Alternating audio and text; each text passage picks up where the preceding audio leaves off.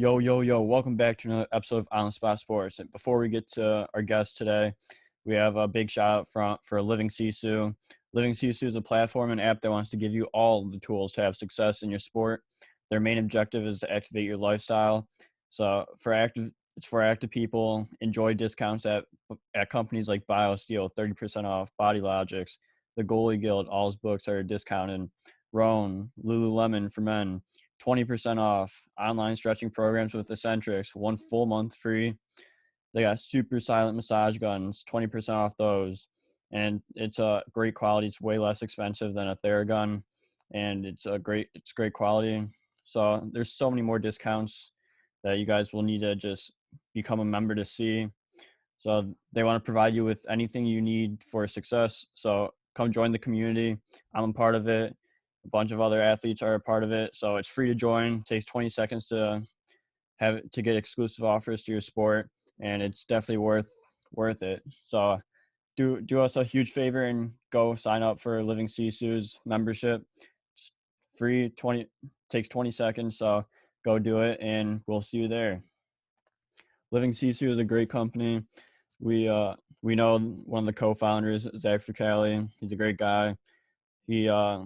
He's the co-founder. He does a lot of live streams on Instagram at Living Sisu, and with a bunch of elite athletes, and you learn a lot from like the athletes' determination, their resiliency, everything to what made them become successful. So it's been a great experience so far. So go on. I'm gonna leave the link in the description. So go sign up. Yo, welcome back to another episode of On the Spot Sports. I'm Jack, and in today's episode, we are joined by a very special guest, current professional hockey player, Jake Gaudette. Jake most recently played in the American Hockey League with the Cleveland Monsters after finishing off his 4th year at UMass while also winning a national championship with them. And he just recently re-signed to play for the Monsters next season. This will be Jake's first official full season of professional hockey. Jake played NCAA Division I hockey for University of Massachusetts for 4 years, while also being named captain his senior year while winning the championship. So not a big deal there. He spent his junior hockey days in the EOJHL and the CCHL. So it's going to be a really fun episode, Jake. So welcome to the show, Jake Gaudette. Thanks for having me.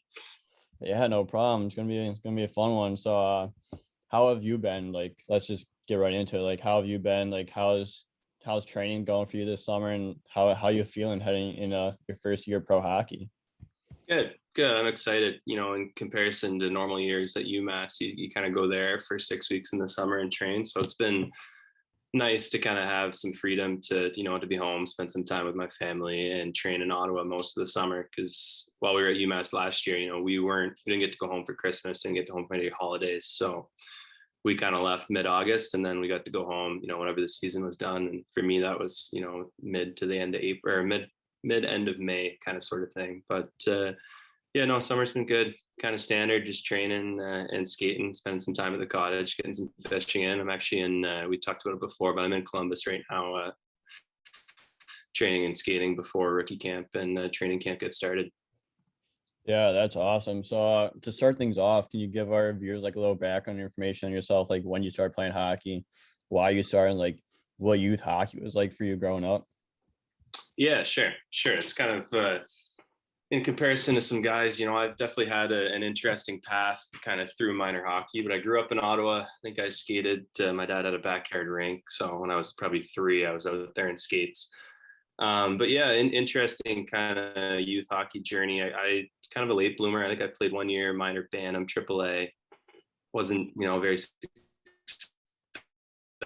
successful. And then major Bantam, minor midget in Ottawa, which is the 67s. So I played AA 2 years. My major midget year, I got cut. So I played for a different AAA team in Ottawa. And then, I just wanted to keep playing hockey. I thought I was capable of more. Worked really hard in the off season. I had the chance to play junior B, which I thought would be really fun, my grade 12 year at high school. And, I played a little bit for Ottawa West, got traded to Arnprior, got a shot in the CCHL, and kind of, made the decision to pursue hockey and try to earn a scholarship as opposed to going to school. I just thought, I worked really hard, earned an opportunity to go to UMass. And then, 4 years later, still playing. Yeah, no better thing than you're still playing hockey, you're playing at the professional ranks after going through juniors, going through college, and now you're in the AHL. Not a bad gig. Yeah, it's pretty. I mean, can't complain. Work-life balance is great, and get to still hang out with the guys and play sports. So yeah, lots of fun. Yeah, exactly. So you go into your junior hockey and the 2013-2014 season for Ottawa West for the Golden Knights. So like what was that year like for you and like the process to get to juniors from playing U18 the year before? Yeah, I remember. Man, it make it feel old a little bit because it's so long ago. But no, I remember it being pretty interesting, especially in Ottawa West. The way the OJHL works, that tends to attract a lot of the, better crop of players in Junior B. A lot of guys that go to Ottawa U will still play Junior B and kind of, stay with the game a little bit. So I remember being like a very young guy on the team. It's kind of fourth line penalty kill role a little bit, but they were a really good team. They lost in the finals that year, I think, after I got traded. But I ended up going to Iron Prior. I remember getting traded.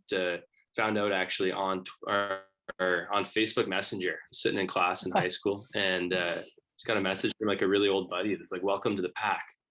And I like saw it in Like my what the pocket. hell? Yeah, yeah. You're not supposed to have your phone out, obviously. So I like check. I look. Welcome to the pack. I'm like, that's weird.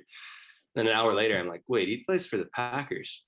Then it was like I look up on Twitter, and sure enough, it's like Jake Gaudette has been traded. Like, didn't have a message or anything from my team at the time, so I called them up. I was like, "Is this true?" And they're like, "Yeah." Like, oh, how'd you find out? I was like, "Oh." But I ended up going to Iron Prior, and they were a younger team, so there's kind of more opportunity there. And I met some really good friends that I'm still buddies with to this day, and really enjoyed the experience there. And I got called up a few times to play in Kempville, but that was kind of ultimately the goal at the time, was to get to the CCHL and play in Kempville. Yeah, absolutely. Were they not going to tell you until like later in the week, later in the day? Like Yeah, I have you no had to idea. I have no idea. I just remember working the phone, basically trying to figure out what was going on. Yeah, that must have been a crazy experience. And just since you found out on Facebook Messenger, like I'd be like, what the fuck? What the hell? What the hell just Yeah, happened? yeah. I remember being pretty confused. And then even kids in class, like my high school wasn't, there was kids that played hockey, but I was one of the only guys that was playing junior at the time, maybe two or three other guys. But kids in my class, I'm like looking around, talking to the guys, and like, yeah, I just got traded. And these kids, don't really, some of the guys weren't very familiar with, junior hockey, how it works and whatnot. It's like, wait, you got traded? Like, how does that even work? So yeah, it was pretty funny. Yeah, for sure. So then you get traded to Arm Prior, like you said, and like you get a better opportunity there. So like what was it about Arm Prior that like made you get that opportunity, and like how do you take that in stride and just go with it, especially since that opportunity presented itself right there? Yeah. I think, I mean, you end up on a different team, right? It's kind of the same thing. And I recognized early on from talking to the coach that there'd be more opportunity, to play on a top line with some good line mates and get a little bit of power play time. And, we weren't quite as strong of a team. I think we lost in the first or second round. But at the same time, it's fun to have opportunity and fun to kind of have a bigger role in a team. And, anytime you're in a situation like that, it's kind of what you make of it, right? You have the Yeah. ability to kind of control the outcome. So you got to go in there and have fun. And at the time too, I was young. I didn't really know where I'd end up hockey wise. So it's just exciting to kind of be somewhere with a new opportunity. Yeah, exactly. So like throughout that first year, like what do you have to learn, especially like since you got traded right away, like that must have been a big learning experience. Like you get traded in junior hockey like anytime. So like what were some of the biggest things that you took away from that first season in juniors? Yeah, I think one thing I realized at the end of that junior B season, I remember the end of the year feeling like I recognized the need to kind of work out during the season. I think, I lost some muscle from over the year. And I remember just not being as strong as I wanted to on the ice. And it was hard, obviously, being, in grade 12 of high school. You don't really have all the time you would like to focus on that. But I think just going through that experience, I recognized that I had the ability to play at that level. And then at the higher level, I was confident that I'd be able to make the jump and play in Kempville the following year. But yeah, I think for me personally, my game, I recognize the need to keep training throughout the year and keep getting stronger. Yeah, so like would you like lift a little bit during the off season and then just like think that it'd be fine, or like what you do during the off season to like help you realize that you got to work out to get to the next level? Yeah, no, I always pretty religious with following a program in the summer and training, 4 or 5 days a week at a gym. And we're pretty lucky in Ottawa. We got a few pretty good gyms that have some groups of guys that you can train with and stuff. So it makes it pretty fun. But I just found like during the year, like once you get to kind of Christmas time, if you're not training much during the year, your body kind of starts to deteriorate a little bit. And playing junior B was tough, especially for development, where we'd play 2-3 games a week and we'd have one practice on Wednesday. So in contrast to some other, minor hockey programs or other junior levels where you're practicing every day, that makes it a little challenging, I think, to keep kind of getting better and keep developing. So at the end of that year, it was a focus of mine to get back in the gym and kind of do some extra stuff on the ice, because at some point I think that's needed in order to jump to the next level. Yeah, absolutely. So like, what was it about like playing those like 2-3 games like in the week and only just having one practice like that would like help your development and just to elevate your development even further, even though you're just playing games pretty much and just one practice? Like, what would you do to help yourself get better? Yeah, I mean, at the time, I still didn't really have huge aspirations to play college. So for me, I still played high school basketball that year. I was playing some different sports and stuff, and I did that all through high school, which I really enjoyed. And it's kind of different, I think, than some guys where you see they go to the OHL or they're playing juniors, they're playing a very high level, and very early on in their life, it's very hockey focused. For me, it wasn't really the case, where I played a lot of sports in high school, and it wasn't until I left high school where it became a focus to kind of earn a way into the NCAA. But yeah, that year for me, it was almost the opposite, where I didn't have a lot of ice time and I didn't spend a ton of time in the gym. And in a lot of ways, I wanted to kind of have more of that, where I recognized that it almost didn't feel like enough, and I was pretty hungry to work harder. So I think the following year, I found ways to surround myself with kind of more resources to improve my game and just overall physically. Yeah, absolutely. So then you get traded again to Kempville 73s in the CCHL. So, and that's where you spent the rest of your junior career. So like, what was Kempville like for you, and just being in a familiar place for the 3 years or the two net or yeah 3 years after you got traded to your first time in Kempville?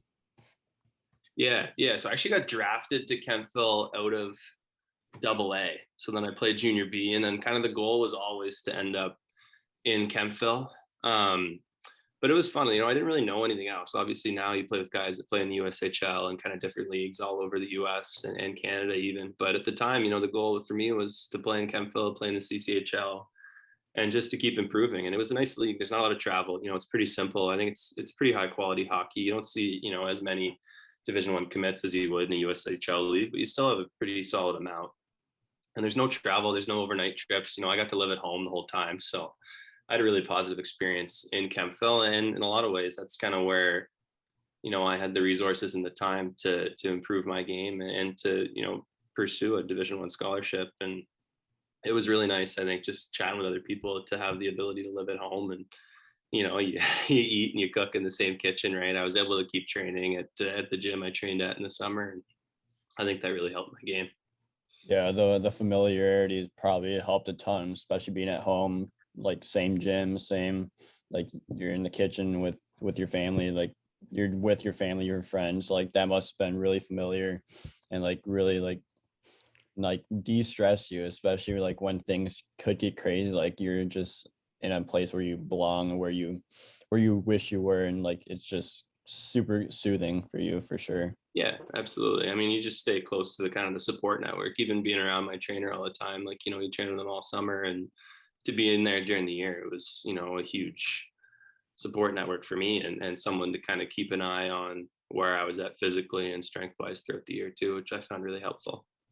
Yeah, absolutely. So the first year you played in 5 games for Kentville, then you went 55, 62, 31. So like what was it like playing that many games and just like with that familiarity and but like just like recovery wise and just like having to like I'm sure your body would get take a toll. So like what do you do to help yourself recover, especially when you're playing and producing that much? Yeah. So that first year I played 5 games. I got called up. So that was the year I was playing junior B. And then the following year, I worked really hard. I was told in the summer, I signed with Kempville, and I was told I'd play maybe half the games. I'd kind of be in and out of the lineup. And then, I was able to come in and kind of earn a bigger role throughout that year, which was something I was proud of at the time. But yeah, recovery wise, like it's a very long season and there's a lot of games. And it's different than the college schedule where you play, 30 to 40 games. You're playing 62. It's a lot. And I think, going back to what we talked about earlier, it's important, or it was important for me. Something I found really beneficial was training throughout the season and kind of maintaining a certain level of strength. And it doesn't have to be going in and working out really hard. It's, it might be a light workout just for get the body feeling good and kind of doing some upper body stuff for making sure you're stretching enough. And then for me, it was just making sure that my body was feeling good and kind of working efficiently. I think it's easy to kind of lose touch with that when you're practicing and skating so much, especially playing games. But for me, I figured that out a little bit my 18-year-old year. My 19-year-old year, I figured that out. I kind of had a good routine going. And I think you see that kind of in the second half. I think that's where I played my best hockey in Kempville, was the second half of that 19-year-old season. And then my 20-year-old season, I actually broke my ankle. So going through that was kind of a whole another load of adversity, but managed to kind of make it through that and still find a school to commit to. So yeah, it was all positive from there. Yeah, absolutely. So like what was it about like getting that opportunity in Kempville from playing junior B to getting called up to Kempville and playing the CCHL, and like what was your mindset throughout that opportunity to gain that experience and gain that knowledge of the game you need to succeed to get to the next level? Yeah. I think I went in there to Kempville with no real expectations, or I wanted to just play and find a spot. And there was times that first year where it was frustrating, where you'd be on the fourth line, you wouldn't get to play a ton in the third period. And I think a lot of guys have been there. It can be a bit defeating, but the whole time I always I felt like I was capable of more as a player, and that given an opportunity, I'd be able to strive and succeed in it. So there was days where, you don't get to play in the third and it'd be frustrating, but you'd go in the gym and kind of figure that out. And it just always felt like eventually I was going to get a shot and that it would go well. And I think through, I was in Kempville a long time, but through those 3 years, the end of, year two, I had kind of earned a role on the team where I was happy with. You'd be out there in the last minute, being strong defensively and kind of just having a little bit extra leash. And our journey in Kempville as a team, we kind of figured out how to win a little bit. We guys were there from, and we had a really successful run my 20-year-old year, which was a ton of fun. But just kind of going through the struggle with all those guys and kind of figuring out as a team how we could be successful with maybe not, the best players in a sense, was something I really enjoyed. Yeah, absolutely. And like that development, like it helps your career, especially like when you get like when you start feel comfortable and feeling good about your game, like there like that elevates your game, that confidence. Nothing's better than confidence. Like once you have that confidence, like you just got to ride that all the way through the season for sure. Yeah. Once you lose it, it's a funny thing to try and find again. Yeah. Yeah, absolutely. So like you said, your 20-year, you broke your ankle. So like what was that like, and just facing that adversity, facing the obstacles to overcome your broken ankle, get recruited, go to D1 school, and just like the overall like mental strength that it had to take to get over that obstacle. Yeah, that was definitely a low point. It was frustrating because for me, I worked really hard to kind of earn that opportunity in Kempville, and then it started to become real in a sense where, I was talking to some schools. There was some stuff going on. That 19-year-old year, I talked to a couple of schools and went on a few visits, and there's nothing official or any offers or anything, but it started to see like, you could feel that it was tangible, that it was something that was, real and achievable. And at that showcase, my 20-year-old year, we have a big one the first weekend of the season where a lot of the schools are there. I talked to a handful of coaches. It was kind of, everything was happening. There were some schools that were interested. And then, yeah, a week later, I broke my ankle. I broke my fibula and I had to get I had a high ankle sprain. So I had surgery and everything. I had a plate put in. I had a wire put between my tibia and fibula. Yeah. And at one point I was supposed to be out 6 months, which was almost the whole season. And I rehabbed really hard. And that was kind of how I got through it was, I think I broke it the next day or the day after. I was back in the gym and going back to that support network. Like for me, I had my trainer, I'd go in there and I'd literally be in a cast and we'd be doing like leg exercises with my one leg and, doing a lot of upper body and just trying to stay active and spending a lot of time in physio and chiro. And I had some really great therapists in Ottawa that helped me a ton too. But I ended up playing. I played, a little under 4 months later, I think right before Christmas. And the whole time, I was in communication. I was pretty lucky with UMass, with a couple other schools, and I knew UMass was looking for a big center. And the two other kids they were interested in had committed elsewhere. So I was fortunate enough to kind of, get an offer for another school and kind of force the hand a little bit. And I ended up committing before I made a return to the ice. But yeah, it was challenging. But at the same time, too, it's like you kind of have a decision, right, to kind of work through it and to keep improving and to not let it hold you back a little bit, as opposed it'd be easy to shut down and kind of pack it in, right, and be like, oh, well, it's me, this happened, that's too bad. But yeah, I just, I kept kind of working and I believed that that it would happen, and eventually it did. Yeah, I love that because like a lot of people would just like you said, like feel down on themselves and just like mope around and like not do anything, but you were in the in the gym the next day and just working on that other leg, getting that other leg stronger and like your upper body stronger. And like it takes commitment for that because it's not easy, especially when you get injured. Like you gotta push through all the mental hardships that you face with that, and like your leg probably didn't want to work the next day either. Yeah, exactly. I remember just being, it was, looking back, I was definitely a little bit stubborn. It was definitely a coping mechanism in some aspects where I was just working out because I didn't really know what else to do. But there's also times I remember where, like, I was taking classes at Carleton University, and instead of, I parked in this parking lot that's super far away, I had a parking pass, and there's days where I went and I would crutch, like I would literally walk on my crutches like a kilometer to class, and I'd show up, I have pit stains like down to my pants, just because it was, I don't know, I was kind of just, a bit frustrated with where I was at. And that was kind of a way to let all that energy out, was just to suffer a little bit on my way to class. Yeah, for sure. So then you come back, like you committed to UMass before you made your return. You go the next year to UMass, start your first year of college hockey.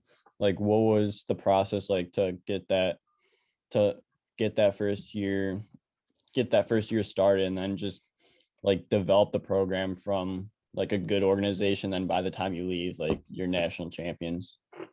Yeah, that whole experience was crazy. And I still remember the night where I officially kind of signed the offer to UMass, and I committed somewhere. And I remember just considering how hard it was to earn an opportunity like that. For me, that was such kind of a pinnacle moment.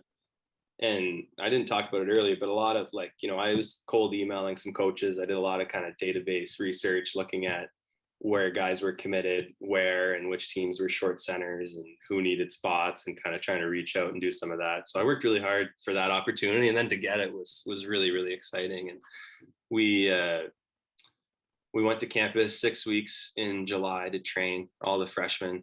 And looking back, it was a pretty cool class. We had a lot of guys. There's three of them that are playing in the NHL. A lot of guys are still playing. But you could kind of get the sense, especially with the coaching staff, that they were building a really impressive culture, and you could have a sense that something cool was kind of going to happen from it. And it wasn't till maybe our sophomore year where we realized that we could be a really successful team. And when I committed there, they had 5 wins, but it wasn't even really a concern, just based on kind of the resources and the coaching staff. And, I remember meeting Carvey and being really impressed, especially with the coaching staff, the size of the school. They had a good business program. But yeah, like going back to your point, our sophomore year, we obviously went on a really good big run, kind of lost in the finals. We had, Cale Makar, Mario Ferraro was there, John Leonard. We had some really, really good players. But yeah, we kept building the culture. I think once you have a good year like that, it's easy to recruit some more, impressive kids and some good talent. But I think the coaching staff did a really good job too of recruiting character and good kids. There's not a guy that I've played with in the last 3 years that, I wouldn't sit down and have dinner with or hang out with. And everyone was, everyone bought in, and it made it pretty easy to push each other to be better and to get through it and improve as a team. Because there was some times where our coach is great. He knows the game really well, and he's intense and he's very demanding. And there's some times where it can be difficult. And I think having a good team where everyone's close and can kind of get through it together makes that a pretty important factor. Yeah, absolutely. So you play in 36 games, getting 7 goals, 6 assists that first year. So like what was that transition going from juniors in the CCHL to NCAA Division One hockey for a program that was struggling at the time with only 5 wins, but then like just being able to like push that opportunity for the team to get better and for yourself to get better? Yeah, it was hard, honestly. I kind of had a bit of imposter syndrome at times because, I committed, I went in. I wasn't really expecting, that I'd have a role or, I knew I'd have to earn something. But I went to the Ottawa Senators development camp that year. I was pretty fortunate, and Coach Carvel was there. He was, pretty impressed with. I had a good camp. I played probably a bit above my means a little bit, but he had a good impression of me, and I went in, and I kind of had a first line center role from weekend one. And there was times where it was, it felt, pinch me a little bit, and it almost felt like I hadn't earned it at times. So I think that was almost a challenge. And it is a big jump, especially going from the CCHL to Hockey East, just the quality of play, the speed, the physicality, and the systems that were involved. We play some really intense systems at UMass and very disciplined systems where, you need to be in certain spots where and kind of understand where you need to be with the other players in order to be effective. So that was a big mental challenge, I think, at the time. And it took, the better part of the first half of the year, I think, to kind of figure out where you need to be on the ice and the style of play. And it was a lot. That first year was hard. I think for me, I had some success on the ice, and at the time too, I had times where I struggled, and it was kind of hard to figure out where you could be most effective on the ice. Yeah, for sure. So then you get a bit more experience, a bit more comfortable that throughout like that first year, you go into year two. So like what was year two like, and just like starting to develop that program, like you said, and like you guys lost in the championship in the finals that season. It's like just like developing like that chemistry, like you said, and just like that chemistry is super important because if you don't have chemistry, like you don't win a championship with a team that doesn't have chemistry at all.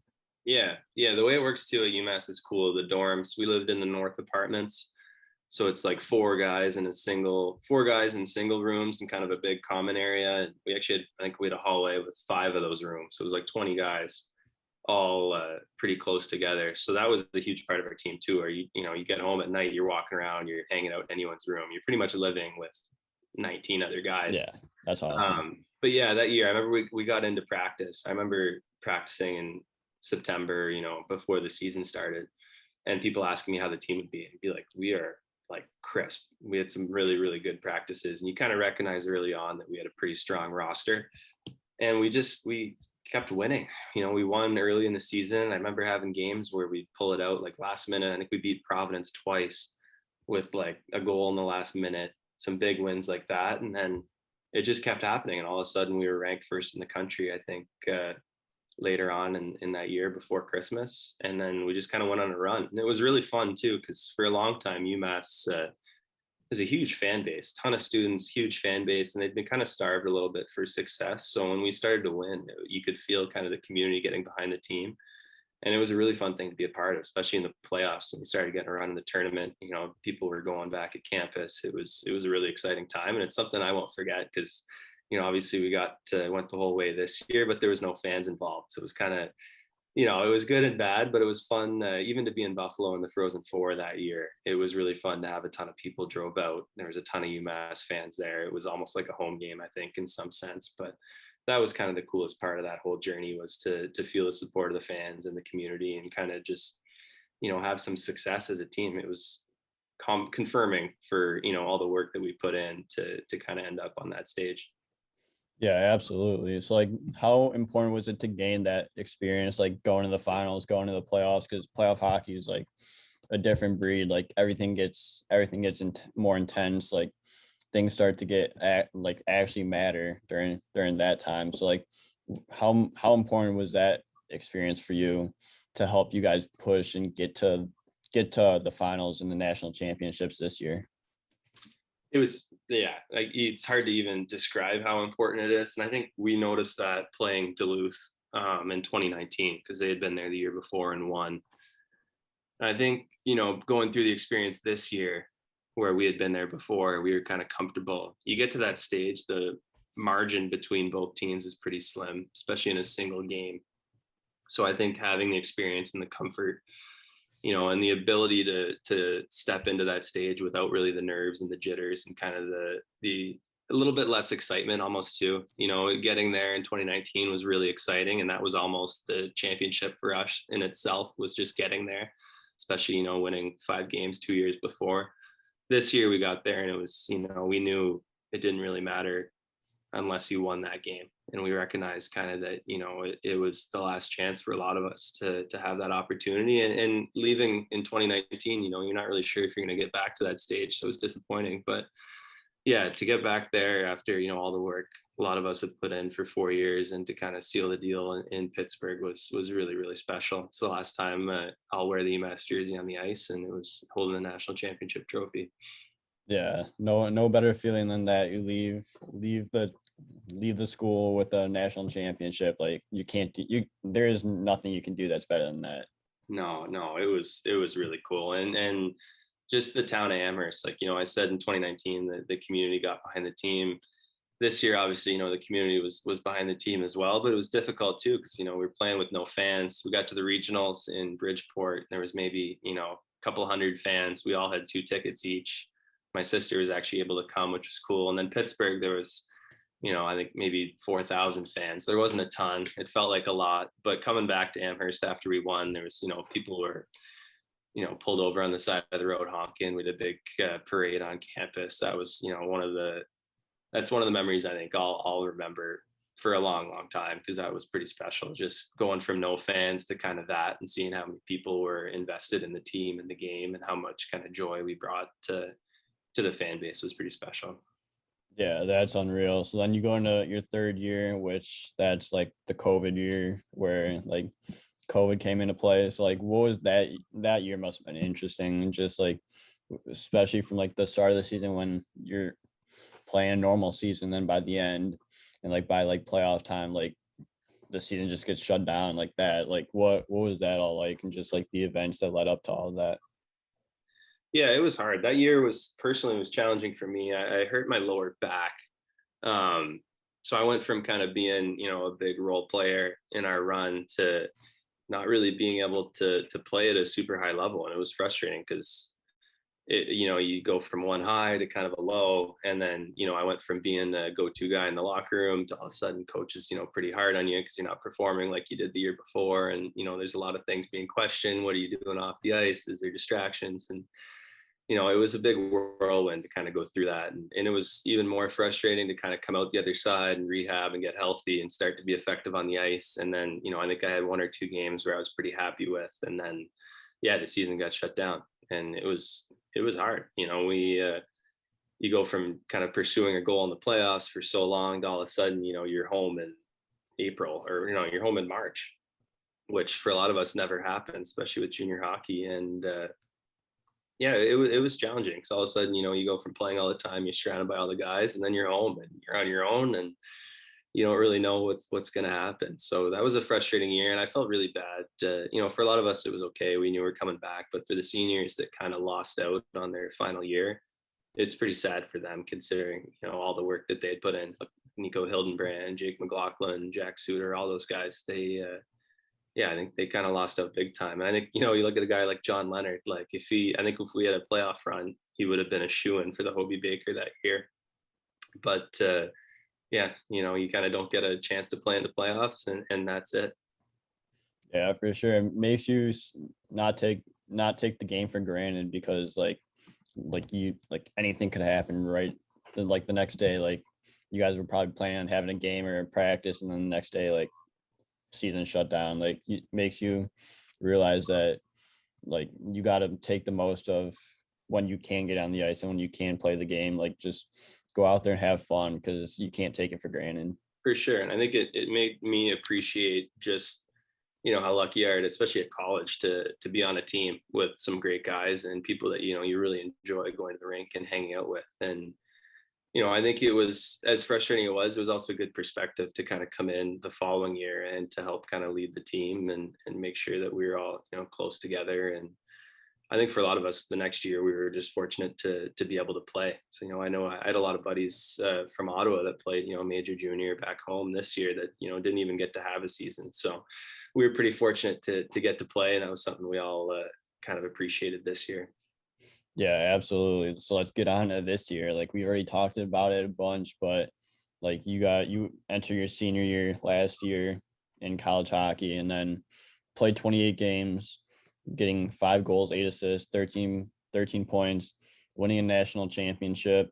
So like what has been like this whole year as a whole been like, and just from start to finish, the first game all the way up to winning the national championship, like what was the feeling around there, and just from the start and then ending it with a natty champ? Yeah, it was a long year. There was lots of ups, there's lots of downs. Yeah, like just a whirlwind, even personally. It was a challenge. It was an exciting challenge, but it was an added responsibility kind of wearing a letter. And it can be a lot at times, especially dealing if anything happens on the team, right? You're the first person who's responsible. You have to kind of make the decisions on how to handle it. And it was something I felt like I was ready for, but at the same time, it was a challenge in itself. And, you add in all the COVID protocol stuff. You're not really supposed to be with other people. You're getting tested all the time. At times it was a challenge to kind of keep all the guys together and entertained and finding ways to, bond as a team without really getting in trouble from outside people or, figuring out ways to do that. So it was fun. We figured out ways to kind of have like card nights and, we're having bonfires, hanging out as a team. And we were pretty lucky with some limited COVID cases this year. We didn't really have any big fiascos. But yeah, personally, like for me, it was a challenge. I didn't have, the best year statistically. And for a long time, I wasn't really sure if I'd get the opportunity to play pro. So my second half, I had one class. I spent a ton of time networking, kind of looking for a job as a backup option. And at some point, for me, I was pretty like ready to move on and to work a job, because I wasn't really sure how our playoff run would go. And yeah, like I talked to people about being ready to accept a job and kind of what it would be like moving on. And then all of a sudden we go on a run, and in a way it was almost freeing a little bit to kind of accept that was an option. And then we had success in the playoffs. I was playing well, our line was playing great, and yeah, we went all the way. And then within a day or two, I had some phone calls where there was some opportunities to play the next year. And even that feel like we won Saturday night. I think I left for Cleveland on Thursday. So it was a whirlwind, and it was obviously really cool and a really exciting opportunity. But yeah, the year as a whole, there's tons of ups and downs. And there was times where you're playing without fans. You have like a Sunday afternoon game at, I think we played Merrimack on a Sunday afternoon. I remember sometimes you'd have games where you'd be like, man, it was challenging at times to play without fans, where there's just no energy in the game, and you kind of had to figure out how to bring it as a team.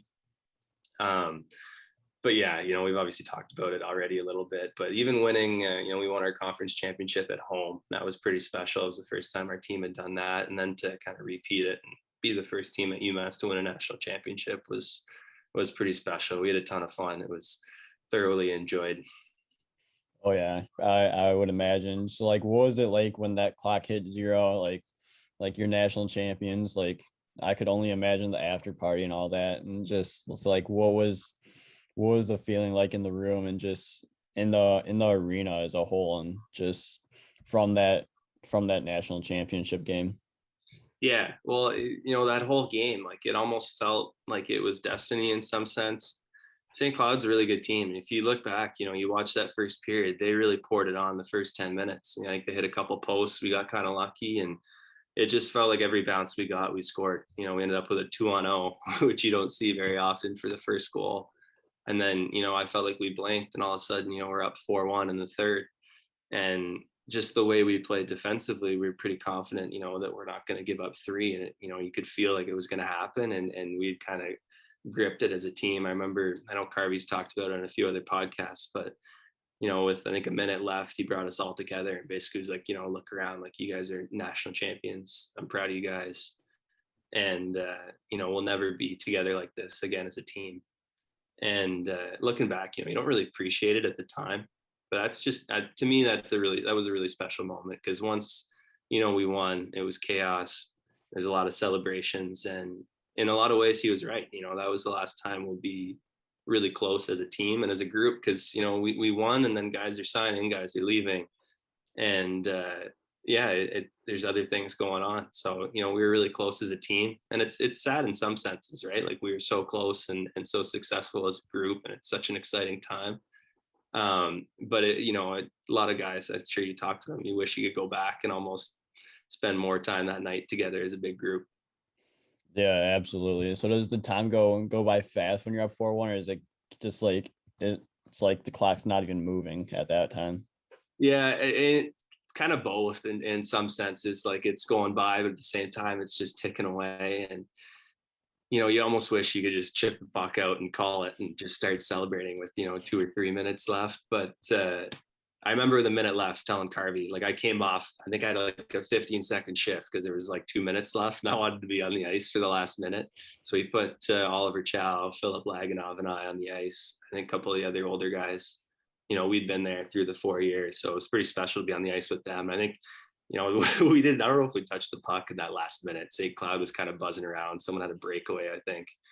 But in a lot of ways, we were all just looking at the clock, kind of waiting for that time to click down to zero. And then it was so special just to get to hold the trophy, especially wearing a letter, getting to kind of touch it first and see the faces of all the guys and how excited everyone is. Just to kind of have that moment was pretty special.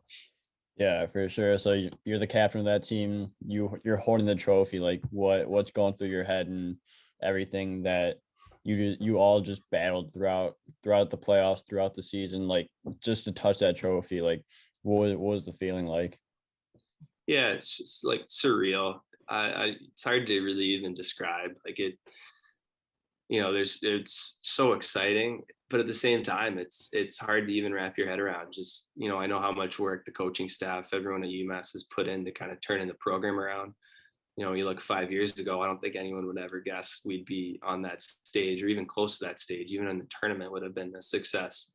And then even our team, there's a lot of guys that have built or fought through a ton of adversity to get to that stage. And our team as a whole, we improved a ton throughout the whole year. And it was kind of a culmination of a lot of hard work and a lot of storylines and a lot of people that, have fought through a lot of things and adversity in their careers to kind of get to that point. So it was really cool. It's the coolest thing I've ever done as a person, just to kind of get to share that with that group of guys was awesome. It's a really cool moment. Yeah, absolutely. So you guys win the national championship, and then like you said, like that Thursday or whatever, like you're on the way to Cleveland to play your first professional games. Like what was the process like to sign with Cleveland, and then what was it like during that first game? Yeah, it was a lot. We came home, obviously we had Sunday, we flew home, had the parade.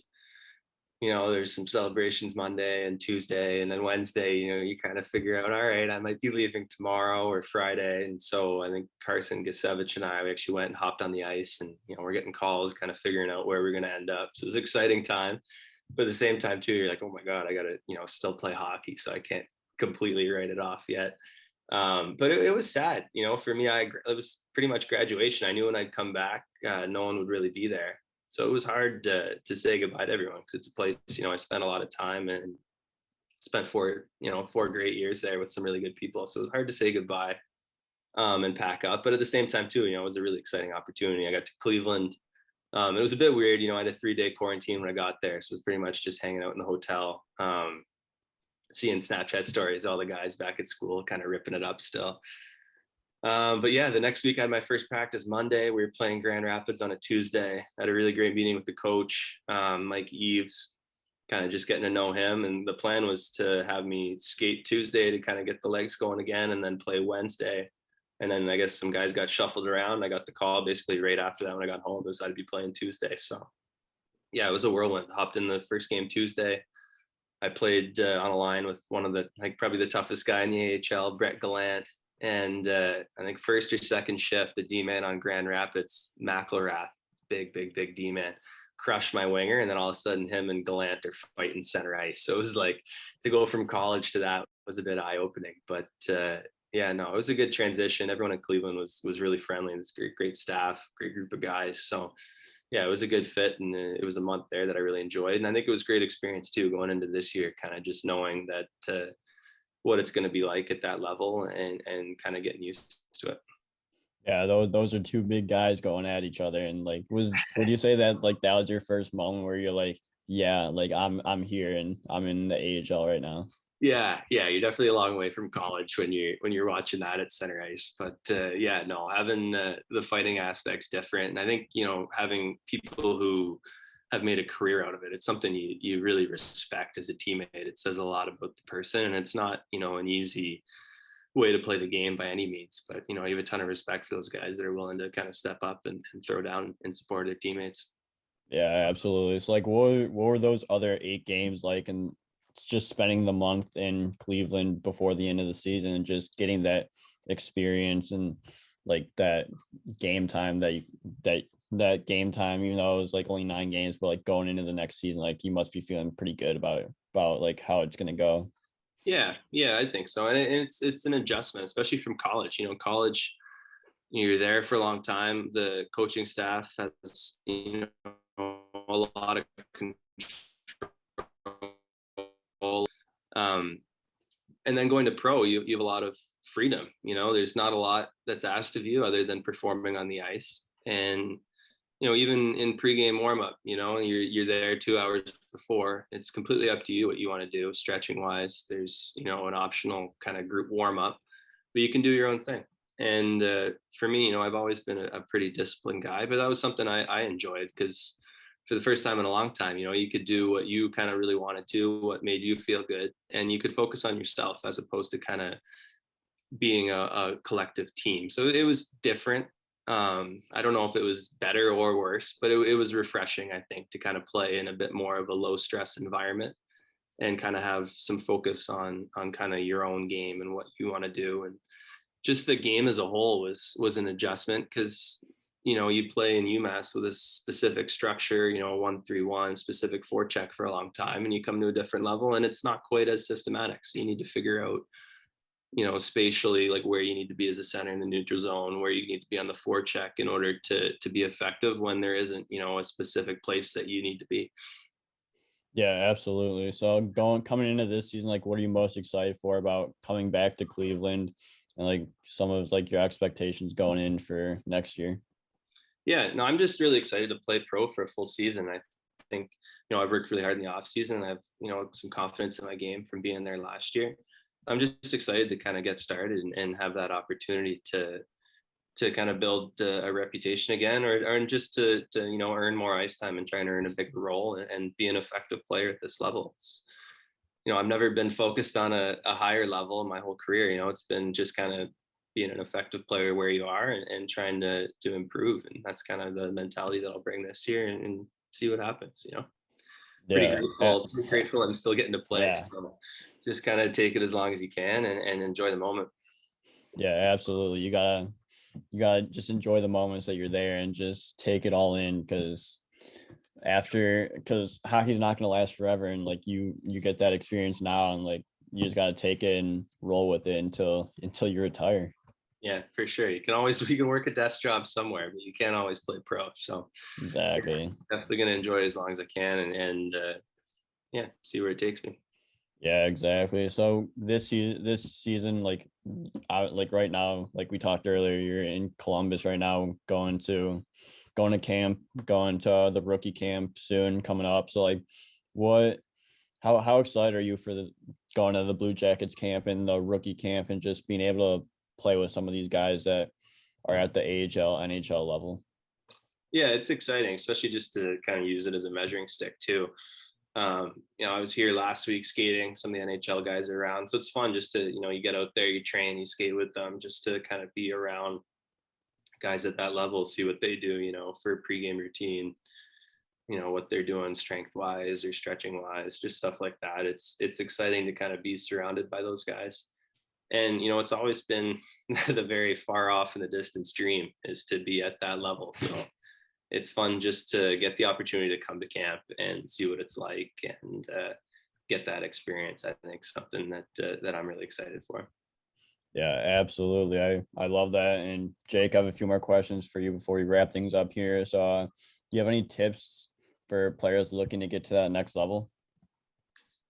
Yeah, I think it's important to be self-aware and kind of not let the ego kind of get inflated at all. I think you just need to be self-aware where the areas that you need to improve, and no one's going to hold your hand. You kind of need to figure out how to hold yourself accountable and enjoy the process of trying to get better. Something that I've always really enjoyed is improving and figuring out areas where I can get better and do better.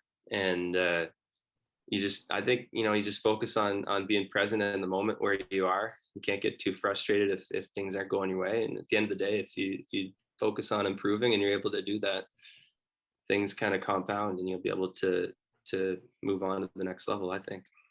Yeah, that's a great tip. And like you said, like no one's gonna hold your hand. Like you gotta figure this stuff out, especially at that level. You just gotta figure everything out and just do anything that works for you to Yeah, help you prepare for whether it be a game, practice, off ice session, whatever it is.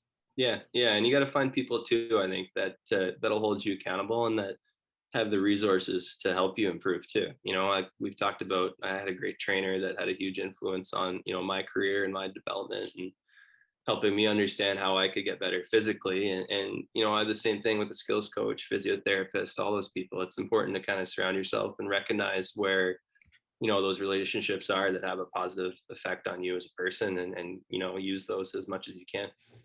Yeah, absolutely. So my next question for you is, what's your favorite pump up song? Like you're trying to get a little lift in, like pregame warm ups. Like what are you listening to? Yeah, I don't know. I flip flop around all the time. At UMass, Matt Murray and we'd always drive to the rink together, and we play like Bleed It Out, Linkin Park a little bit, kind of like the edgy rock. But for me, like fondest memory, our pregame song every time we walk out, our 2019 season was "Kickstart My Heart," and That's a good song. get the electric air guitar going, kind of get the boys going before we go out there. And we rode that song, from like Christmas all the way to the national championship game. So for me, I think that's my, if I had to pick one, that'd be the song I'm going with. Yeah, it gets the juices flowing, everything like there's no better song to come Yeah, out of warm ups and just hear Kickstart My Heart, the guitar solo like that. That's awesome. yeah, for sure. Yeah. So my final question for you is that you've been doing some fishing this summer. So like what's been like your biggest fish that you've ever caught? That I've ever caught. I don't know. There's been a lot of them. I love to fish for muskie back home. So I got pretty lucky. I've caught a few muskie just under 50 inches. I haven't broke that kind of mark yet, but that's a goal for a lifetime goal. You end up catch a few sturgeon back home, run kind of a cottage up on the Ottawa River. So you get some sturgeon up there. You're not really supposed to catch them, so you end up catching them kind of by accident. But they're a pretty cool fish. But I get into walleye, bass, pike, pretty much anything. I was lucky. There's good fishing around UMass with trout. I'd say the biggest fish I've caught, it's either, well, my friend technically caught it. we reeled it in together off Cape Cod. We caught a big bluefin tuna a couple of summers ago. Or I've been lucky enough to catch a halibut, like a good big 80-pound halibut off the coast of British Columbia too, which is pretty cool. So yeah, could talk for hours fishing stories, but I'd say the tuna and the halibut are up there on my list. Yeah, for sure. We'll have to do a round two and just talk fishing stories for sure. And we'll Yeah, we'll just talk all the fishing stories that you want. yeah, there you go. We could fill a 3-hour time slot with those, I think. Love it. So Jake, this has been so much fun. Thank you so much for coming on the show. I really appreciate your time. I want to wish you the best of luck going forward with this season and good luck in Cleveland and Columbus, wherever you end up. And hopefully I'll see you, whether it be in Chicago or maybe I'll take a trip to Cleveland, watch you guys play. Awesome. Yeah, thanks for having me on. It's a pleasure, and best of luck with the podcast. Thank you.